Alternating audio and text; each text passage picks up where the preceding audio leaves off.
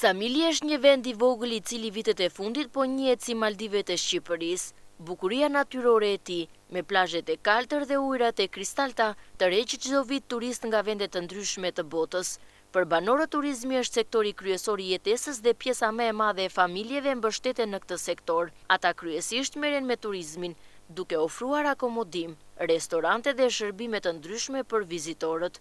Për ta bizneset e vogla janë një mënyrë për të siguruar të ardhura dhe për të mbajtur gjallë ekonominë e zonës, duke u përpjekur të përmirësojnë gjithnjë shërbimet dhe përvojën e turistëve.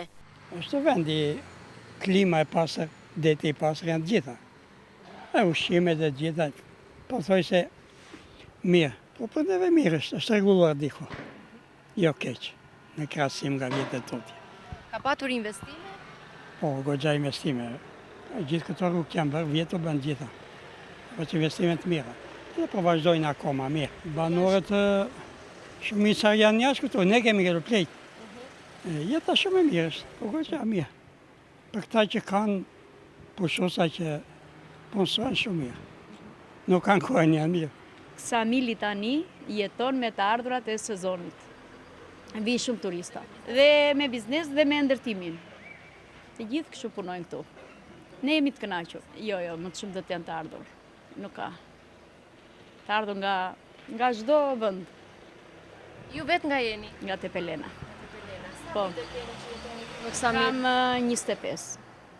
Jam shumë e kënaqur. Si ka ndryshuar Ksamili vit pas viti? Sa po vinë dhe po bëhet më i mirë.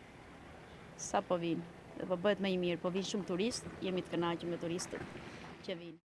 Muajt e dimrit janë më të vështirët për banorët e Ksamilit pasi numri i vizitorëve bie ndjeshëm. Gjatë kësaj periudhe ata mbështeten vetëm tek bizneset e vogla që funksionojnë gjatë gjithë vitit dhe përpiqen të gjejnë mënyra për të përballuar kostot e jetesës deri në sezonin e ardhshëm turistik. Po tani po thoj se 3 muaj punë që bëhet, kështu që ka të ardhur ajo se s'ka. Në turizmin s'ka gjë tjetër, ndërtim, ku bëhet në ndërtime. Këto janë tani. Po gjatë dimrit që turistët paksohen? Po gjatë dimrit që s'ka problem, cili do e ka marrë që veten gjatë stinës turizmit. Dimrit ikin, shumica ikin. Të njerëzve këtu shkollojnë fëmijët ku në Tiranë, ku në vende tjera. Po ju i mbani bizneset hapur edhe ne mbajmë këtë këtu.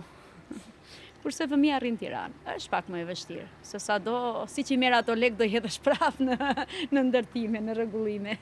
Banorët e Ksamilit shprehen se me gjithë sfidat e dimrit ata janë të përkushtuar të ruajnë bukurinë dhe traditën e vendit të tyre. Turizmi mbetet shpresa kryesore për zhvillimin ekonomik, ndërsa përpjekjet e tyre për të ofruar shërbime cilësore dhe mikpritje të ngrohtë e bëjnë Ksamilin një destinacion të veçantë që tërheq vizitorë gjatë gjithë vitit.